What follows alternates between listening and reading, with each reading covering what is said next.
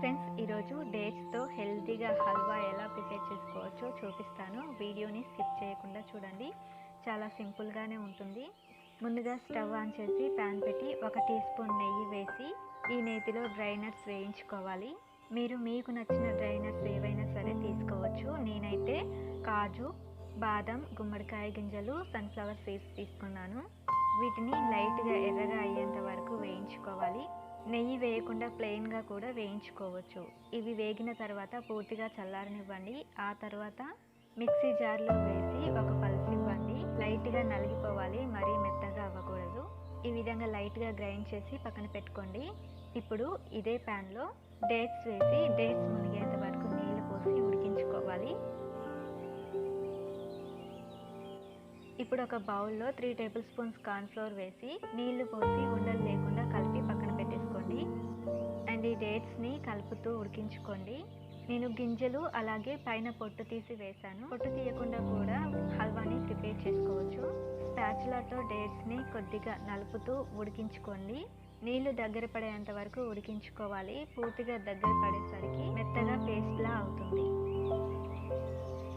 చూడండి, ఇలా పేస్ట్లా అయిన తర్వాత 2 టీ స్పూన్ల దాకా నెయ్యి వేసి మళ్ళీ కలుపుతూ ఉండాలి. ఇలా దాదాపు 5 నిమిషాల పాటు కలుపుతూ ఉండండి. 5 నిమిషాలు గడిచిన తర్వాత ముందుగా గ్రైండ్ చేసి పెట్టుకున్న డ్రై నట్స్ని వేసుకోవాలి. డ్రై నట్స్ని వేసిన తర్వాత బాగా కలపండి.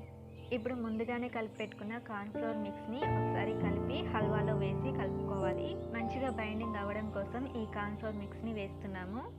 కార్న్ఫ్లోర్ మిక్స్ పూర్తిగా దగ్గర పడేంత వరకు కలుపుతూనే ఉండాలి. అలాగే ఇందులో చిటికెడు ఇలాచీ పౌడర్ వేసుకోండి ఫ్లేవర్ కోసము. చూడండి, ఈ విధంగా పూర్తిగా కార్న్ఫ్లోర్ మిక్స్ అనేది దగ్గర పడాలి. దగ్గర పడిన తర్వాత మరొక 2 టీ స్పూన్ల దాకా నెయ్యి వేసి కలుపుకోవాలి. ఇందులో ఎక్స్ట్రాగా పంచదార వేయాల్సిన అవసరం లేదు. హల్వాని కలుపుతూ ఉన్నప్పుడు ప్యాన్కి అంటుకోకుండా ఉండాలి. అలాగే కలుపుతున్న స్పాచులాకి కూడా అంటుకోకుండా ఈజీగా జారిపోవాలి. అప్పుడే మనకి హల్వా పర్ఫెక్ట్గా రెడీ అయినట్లు.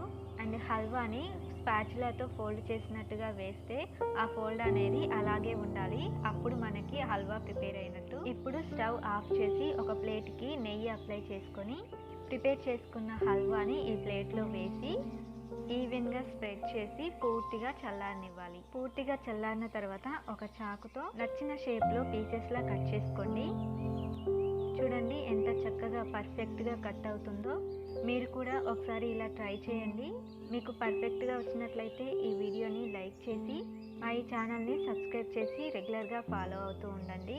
అండ్ ఇంతవరకు కూడా ఓపిక్గా చూసినందుకు థ్యాంక్ యూ వెరీ మచ్.